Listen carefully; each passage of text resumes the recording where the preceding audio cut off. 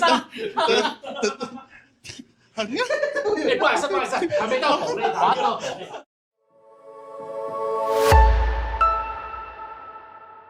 天生就高转换率，酸甜辣堆积在身体。可是我不说苦，总是笑嘻嘻，理所当然耐受力，小碰撞算不上冲击。所以我不喊痛，只要抱着你。记得肉多多，受伤也多，一样会淤血，也会心痛，眼泪流下的时候，请记得抱紧我。记得多多肉，感受更多，也需要安慰，想被拥有，无关顾家，因为爱太重。记得肉多多，受伤也多，一样会淤血，也会心痛，眼泪流下的时候，请抱紧我。记得多多肉，感受更多，也需要安慰，想被拥有，无关顾家，因为爱太重，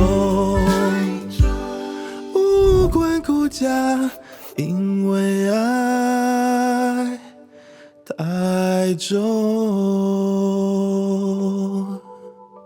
嗨，大家好，我们是想再见你2，我是 Jerry， 我是志贤，我是小虎，我是野小虎，我是大眼小六。我是大伟，我是嘉豪。耶，大家有看《想再见你2》了吗？这一季《想再见你2》延续了《想再见你》的概念，那不晓得这一集的概念有什么样不一样的感觉？大家有什么样觉得不同？我们请编剧小虎来帮我们介绍一下。编剧，对，你有看过第一季吗？你要先问他有看过第一季吗？有我看过第一季，有看过第一季，我看过1.54，有啦，我看过第一季啦，我就有点模糊，不过还记得大概的剧情。最主要是第二季，那不一样的地方，我觉得可能就是因为第一季都是角色之间的关系，但是后来角色之间关系，只要谁和谁在一起建立好了之后，第二季就可以往外去拓展一下，就是外界对于我们这个小圈圈里面有什么样的影响，所以第二季比较在探索就是角色和这个圈圈之外的一些其他的角色会有什么互动，那我觉得也是同时的把一些其实就是所有我们圈子里面的一些文化还有一些小故事，然后不管是我们自己亲身经历啊，或者是有一些曾经别人经历过但是我们吸收到的一些故事，我们就尽量把它放到这一季的剧情里面，所以有很多还蛮有可能会跟很多观众共鸣的地方，所以期待各位能够没有只看第一集，后面也要看的，好吧？谢谢。对啊，我们这一集特别感谢小虎帮我们撰写这一季的编剧，谢谢。好看的话是我写的，我是小虎，我是科技小说。不好看的话就是菜写的。我以为你要说不好看的话就是我，不好看就是他拍的，小六拍的。那我们的导演这一季呢，就是请小六帮我们导演。因为第一季我也有制作的部分啦。那如果要说的话，在第二季的情况，我们比较像是一个以情境喜剧的方式去做，因为在第一季我们把角色架构出来之后，他就是会以这样的角色去接触其他的，像小虎讲的圈内的其他的元素或是一些议题。然后这样子的话，我们就可以做一个像这样子的，用这些原有的角色去接触这个，然后做这个情境喜剧的部分，这样，所以大概会是一种软软的，然后有点有哭有笑有泪的东西，这样子。好，我们刚说每一集有一点点的情境啊，要不然大家说一下是怎样的情境？要不然大家好像搞得很对。大概的铺排方式就是一人有一集。对，其实一人有一集主要的线啊。对。那像我的话是意难忘，就是探讨大家会碰到以前意难的学长啊，或者是喜欢的对象，我就是主要是意难忘的部分。我主要是我自己跟一般异性恋的，就是我前任。那你知道你的主题是什么？其实你是三人行跟异女。好，你要再讲一次。三人行，我没有嘞，其实没有三人行，我没有啊，我没有，我是跟很多人，就是这个还有我的是前任，然后再来就是另外一个就是我们一般同志跟家人的对话，我有一集跟那个可以就跟家人对话，就跟我跟姐姐的对话，跟家人对，就那一集有点走心。还有不要再讲了，我想哭了。继续讲，快哭一下。还有啊，但是你还有你知道其实每一集都在哭吗？对，我觉得每一集因为太感动，就是每一集他那个故事其实有联想到我自己本身，就是因为他没办法社会历练太多，就是有想到自己家人，有想到我，因为我要讲一下，其实我爸已经走了10几年，然后想到我爸，然后想到什么，对不起，我哭，所以连访谈我们也不外乎需要哭，就有一点走心啦。其实他每一集都演到我有点走心。爸爸怎么了？我爸去当小天使，然后呢？去当小天使，他去唱诗歌啊。我的密室吗？你要是不是演？对，就是我自己家人走掉，就是跟那个亲人的，然后再来就是前任。前任其实我讲一下，就是我高职的时候想到高职的连，对，然后就有点走心。所以真的有女朋友？真的有女朋友，但是我们就短暂就走几个礼拜就结束。对，大概是这样。好，阿豪，我们还有另外阿豪，你对是阿豪超精彩的，超精彩。好好看啊，我的部分呢是和我的第一任，那以及就是特殊族群，也就是有特殊癖好的一些喜好的一些族群。是讲不要讲这样，你可以说啊 BDSM 范畴里面的犬。拍的时候很害羞，不要这样子，连拍完我都觉得好特别，这个经验真的太特别了。好啦，第3集是谁？自己说。就是第3集，对啊，算是我吗？还有维哥，就是演老人的，对，我们叫维哥。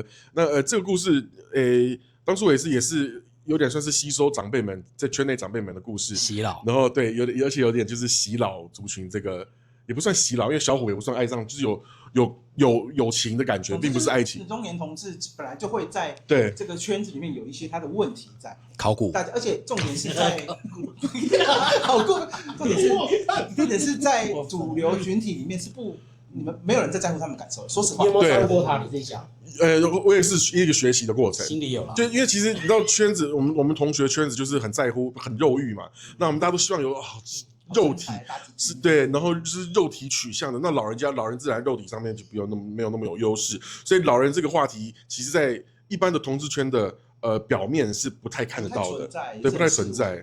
对，所以我觉得特别用这个机会可以讨论一下这个话题。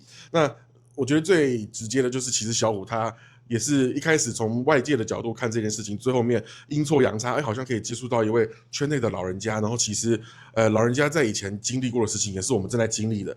那我觉得可以就是真的是用爱和包容，还有关爱的这个态度，其实真的可以打破很多我们年龄层之间的一些隔阂。所以我觉得这个过程和这个故事是非常美的。我觉得很好玩的东西就是。可能维维哥也觉得我们在拍的时候，我跟你讲个内幕幕后吗？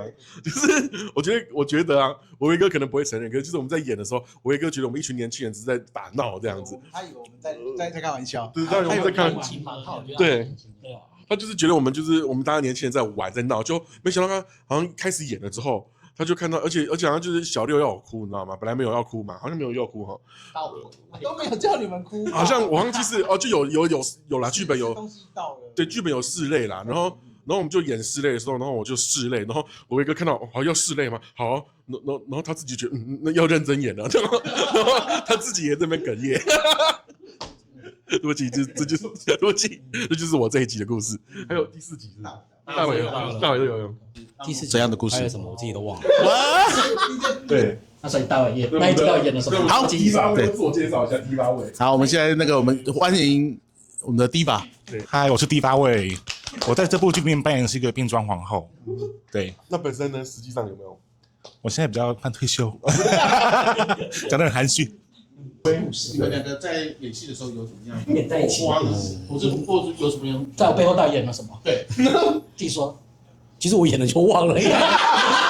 NB 有看到一开始他变装啊，他在里面酒吧，然后之后看着飞机走掉，对不对？对，就是对。那大伟你在演你们2个对手戏，觉得最大的困难是什么？背叛我。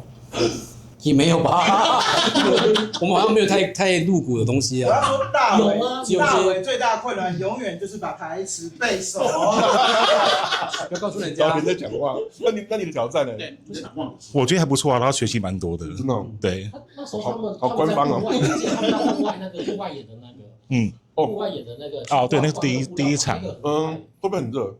还好，那时候还没有夏天。那我有问题。你觉得你在戏里面饰演你自己，还是在演剧里面的角色啊？你觉得？我觉得一半一半都有。在剧本里面的内容跟你现实生活中有？我觉得可能变装皇后，或者可能包括台湾，大家都会有面对到那就是感情比较不顺的问题。对，这好像是基本上都会遇到的。那我在戏里面，我跟大伟其实的互动认识的时间都不长也不多。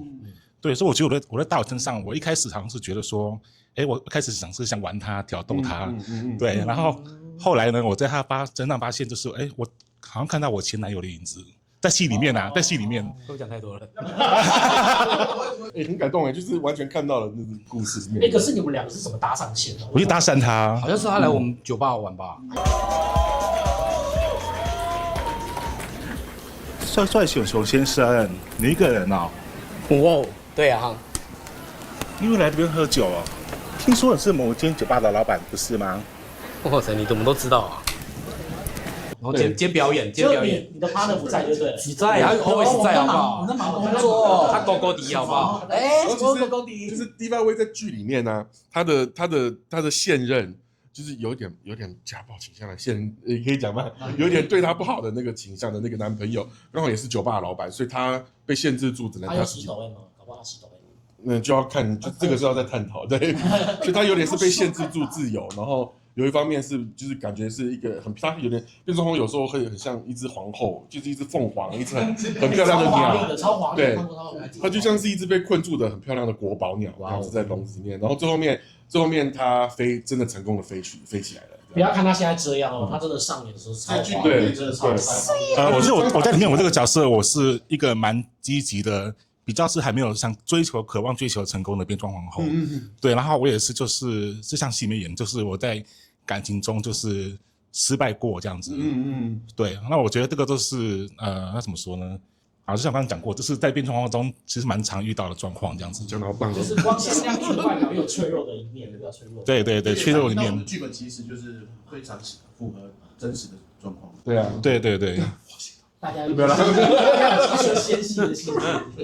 可是我觉得我应该跟大伟在戏里面是我们都没有互相喜欢的。真的假的？你们就互相玩，他就渣男啊。应该是有，我觉得是那个情况是他 care， 有那种对，但是只是 care， 对，就是到 care。可是我觉得 care， 我觉得在同志圈里面，有到 care 比打炮你要不要进来？难，对，你要进来，对，那个火花，对，就像大家好有感，对这个故事好有深入的感触，我觉得很感动。我现在起鸡皮疙瘩。你其实写的剧本，我还以为没有人可以看得到我的。所以那时候写剧本有联想到周围，就是希望大家可以感受到这样，大家都会遇到多元的例子啊。对，而且不一定大家会碰到嘛，但是可以透过我们的戏去了解。对这样的族群，还是有很多年轻刚进来圈子的孩子，刚进来就是需要一个课本，对他们需要一个 textbook， 对，很残酷哦。好，大家有看到今天的场景？今天采访场景就是我们3个经营的店，对不对？主要的早餐店的场景。我们感谢阿良厨房，对，蛋糕超好吃，对，蛋糕超好吃。然后老板超赞。然后另外阿红跟大伟他们主要的场景是他们是开酒吧嘛，对不对？对。他们第2季主要是开酒吧。感谢胖曲租借我们场地。对。好，那我们的导演进来一下。可以这样，我们还在录影，不可以这样。那导演，我们第2季啊，我们已经拍完了。我们跟第1季有什么样成长的地方，你可以跟我们分享一下吗？成长的地方，对，因为像我们把低调，不是啊，因为明明就好很多啊，我觉得大家看就知道了，真的是没有在开玩笑的。是没有在，你多讲一点。不是啊，就是比第1季好很多啊，因为我有时间磨戏啦，老实说，然后。大家的功能都在嘛？你看盛文有没有？就是表演老师的功能也很明确，是不是？他是对啦，他这一次比较辛苦，是除了导演，他另外一个其实子杰没有来，子杰就是每次来都会帮忙我们，就是摄影的部分，他几乎都来，他从台中来，真的好辛苦。谢谢子杰，你有看到吗？谢谢，摄住。叶子杰的敏感的肚子。那我想要请问大家，希望大家观众在看完这一季的时候，最主要想要给观众怎么样的感觉？我想一下，就是希望你们看了我们这部戏，然后由衷的觉得自己曾经真的有喜欢过一个人，然后你有真的去怀念他不管是怎样，就是让你有触碰到你内心层次的那。你不要给我在我面前那眼眶发红的大人。应该是最后我讲。我想说就是每一段感情其实都是会有一个好跟不好的结果，但是不管是好跟不好，就会永远留在你自己心里的那个里面，就是一种回忆。我觉得是美好的，不管是好跟不好。所以就是看完如果让你们觉得有感同身受，那你就记得要留言，不要只看，要订阅啊。分享讲一下姐姐跟姐姐。我姐姐，我跟姐姐对戏，我就那一天，其实我大概讲一下，那一天其实我们那天有拍2场戏，第一个就是我们杀青的团圆饭，然后再来就是我跟姐姐的戏是排在最后面，然后那一天其实吃完饭已经10点多，我跟姐姐还有3场戏，我想说完蛋了，10点多到12点怎么办？我不好意思拍得完吗？然后我想说哇，姐姐又是第一次，然后其实我讲一下。我有跟编剧有讨论过，我跟他讲说我自己的事情，我讲说台湾的语言其实台语是最漂亮、最美丽的。然后我就是有跟他讲说，我那一段是全程是用台语的，我跟姐姐是用全程台语。然后我就想说，其实我跟姐姐之前有对过1-2次台词，然后我就在想说，哇，其实有时候我会跟他讨论说那个台词到底怎么讲。然后那一天，因为姐姐是比较新手，像我是有演过1次的，所以我大概知道有一些东西它是有重点性的去记。对，好，我刚有发。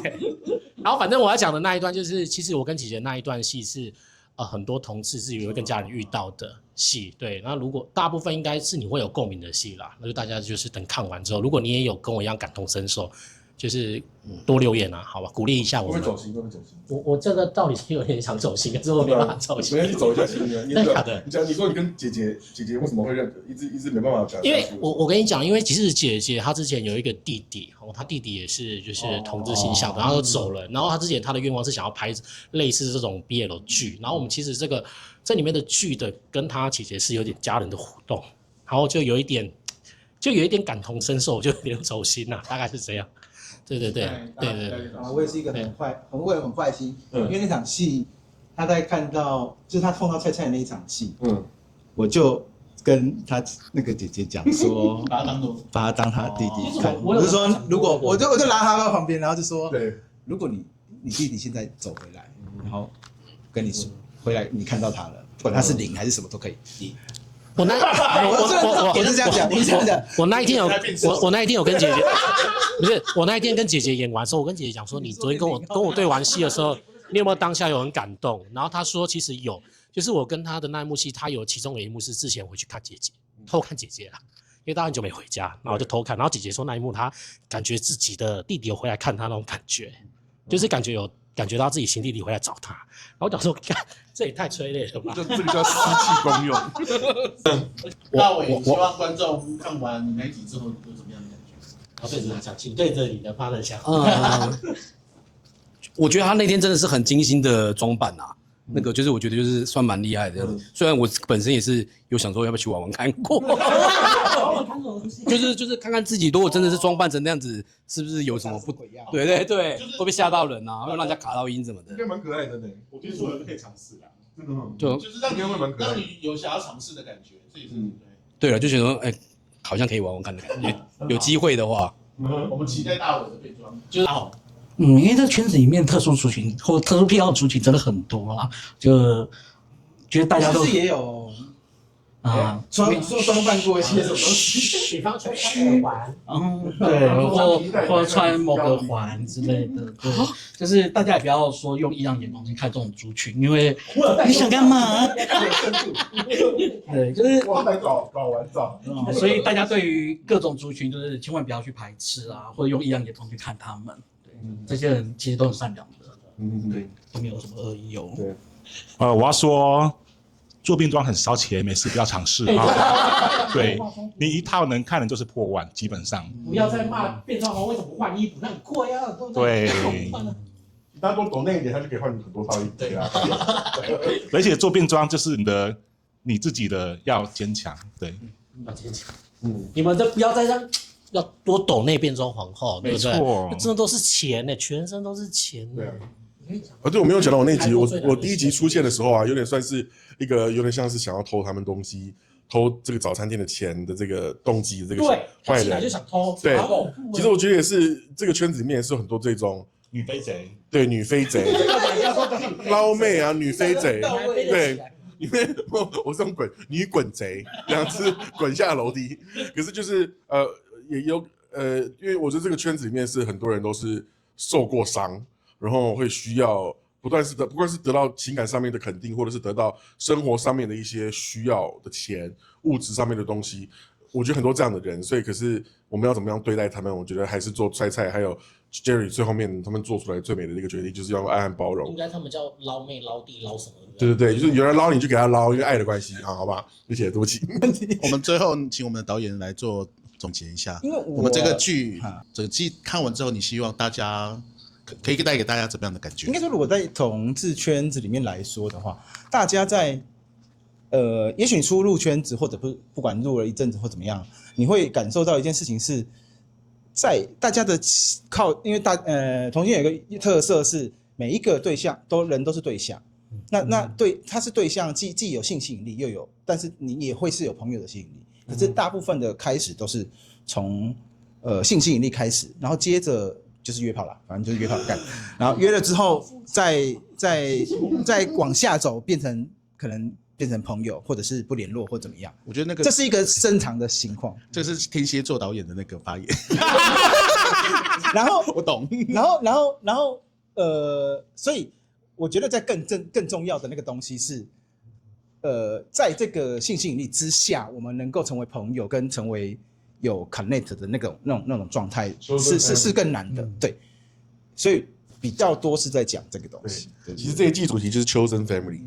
那个讲穿的就是这样，就是对多元成家，选择性的，但不是性的家，不是进去出来的那种家。对，然后就是希望我们，因为我们并不是每一个在这个圈子里面的人都非常的有的，就很多支持，背后很多支持，或者是家人的帮忙，所以很多时候我们聚在一起互相帮忙，这是非常重要的事情，我们必须要团结。这样，好，谢谢。好，那我们最后就感谢大家接受我们的访谈。对，有没有一定要看我们《小泽见你》哦！我要上车了。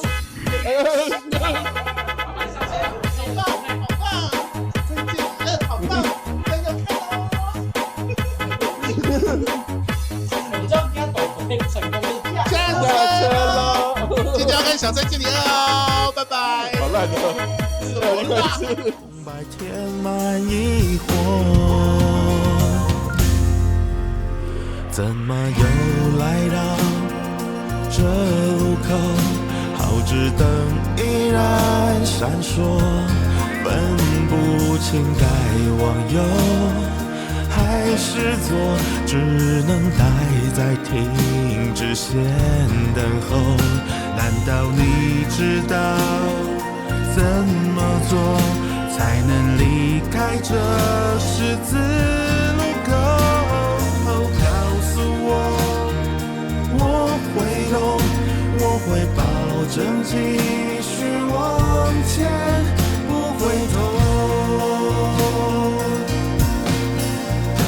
都爱过，恨过，这些年头也笑过，哭过，那些时候，当绿灯变后，等待又算什么？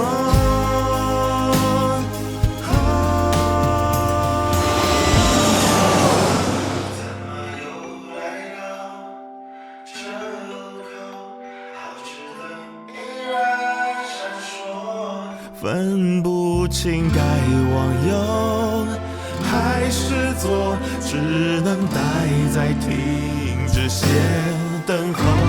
难道你知道怎么做才能离开这十字路口？告诉我，我会懂，我会保证继续往前，不回头。告诉我，我都懂，就算永远在这停止线等候。